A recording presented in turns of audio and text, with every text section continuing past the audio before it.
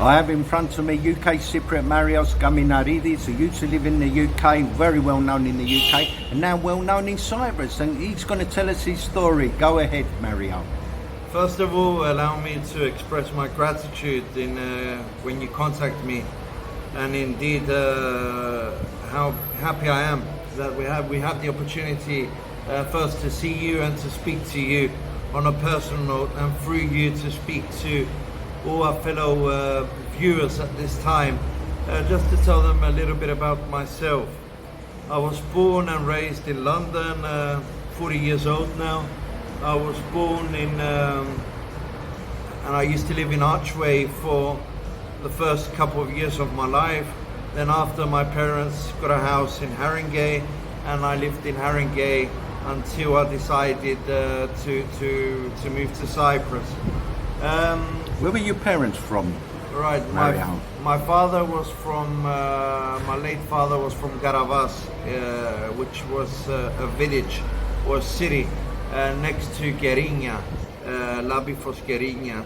And my mother is from a very, very small village in Paphos called Mesana, which is next to Salamniou, Kelokedara, Armino. It's in between Salamniou, Armino, and it's Mesana. So it's quite difficult to get to. It's one of the nice villages. We used to have the vine villages, where we had a lot of stafili, grapes. They used to sell the grapes on there to make good wine. When did they come to England? My parents came to England in the my father went to England late 50s, early 60s, and my mother came in the early 70s, and they met in England. They lived a very wonderful and happy life over there, and they had 3 kids. I'm the youngest. I have 2 older sisters, Nikki and Polly, and they're all in the UK. My mother is in the UK. Obviously, it's been a year now. We've lost my father, who was also in the UK. So grew up in London in a Greek community in Haringey.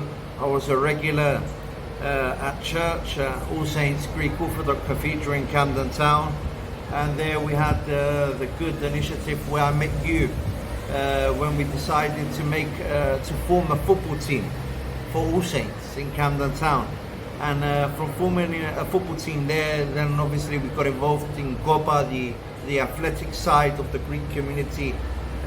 We had the All Saints church football team. We were involved in the committee of Copa as well, so the day-to-day management and running the league. I was appointed assistant press secretary in Copa. And then from there, that sort of kicked off my media career.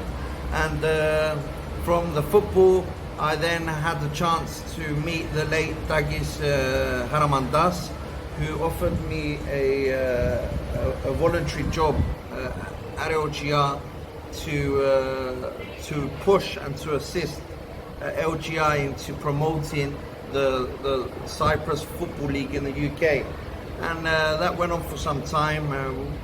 Very good show, you know. We started off with 10 minutes a week, and then we ended up having an hour a week, and it was popular, very popular. I also worked with Tagis Fellas at Hellenic TV, which I still do, doing the interviews for the TV show to do with the politics side of the event. So I left from the athletics, and then I concentrated on the politics side. And so we used to interview the guests that used to come over from Cyprus, political leaders, MPs, and the community people about the latest developments in Cyprus, about the economy and their message to the community. So this all went for some time.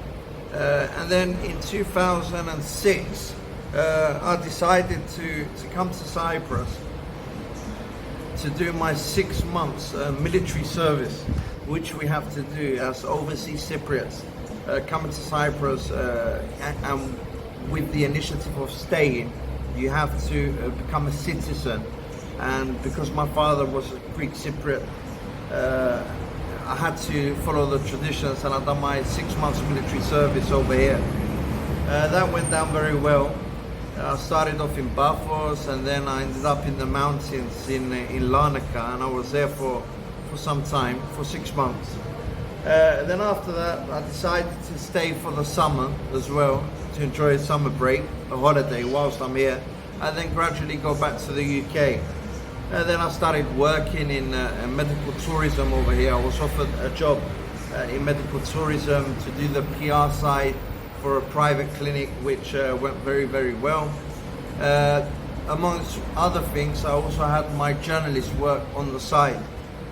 And I'm happy to say for myself, now I am the political editor for a Cyprus TV station, that Capital TV.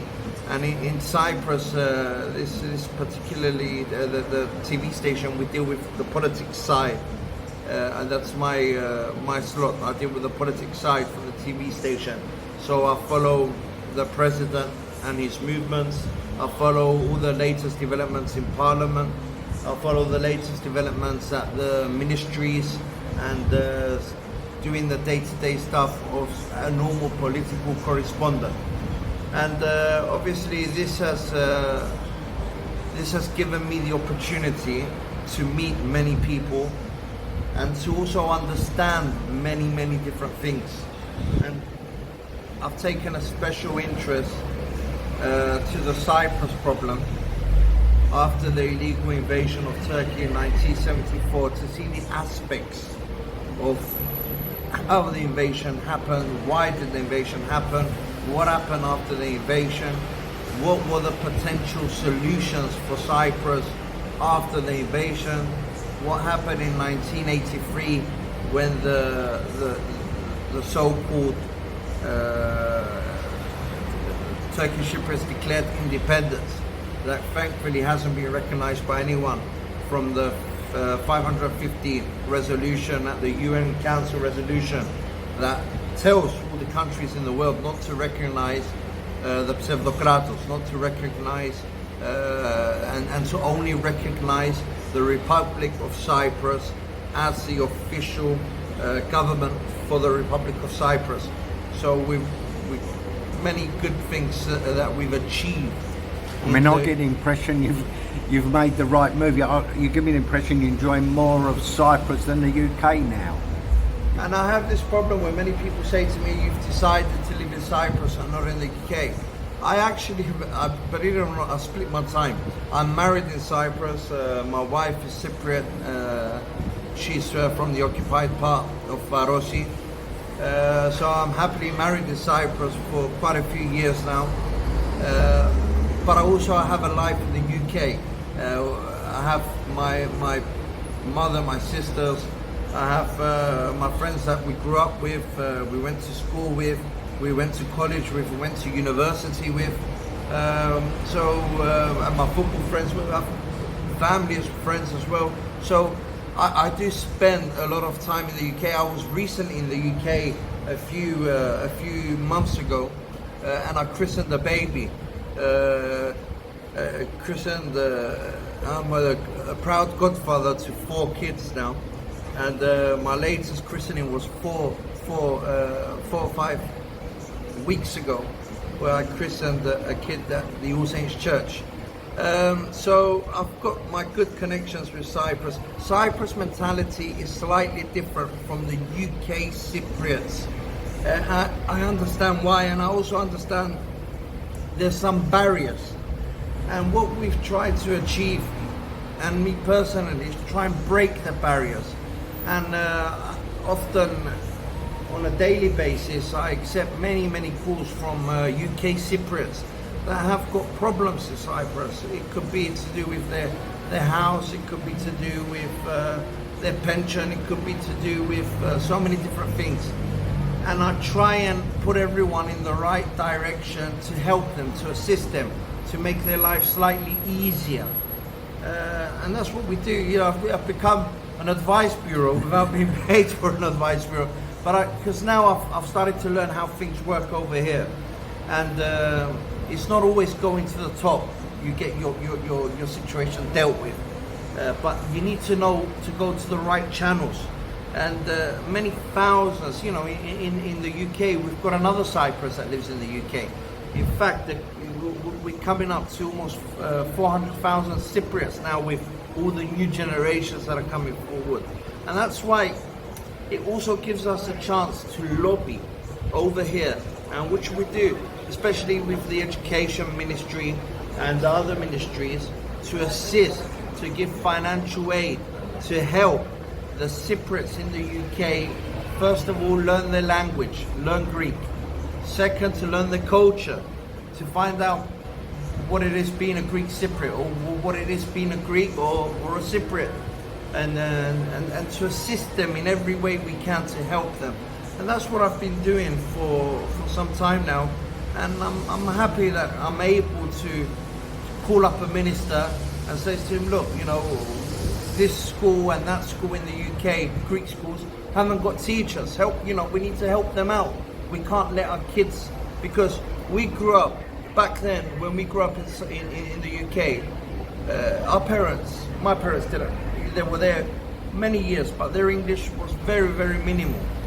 And we used to speak Greek at home, so we could communicate between ourselves with our parents. So we learned the Greek.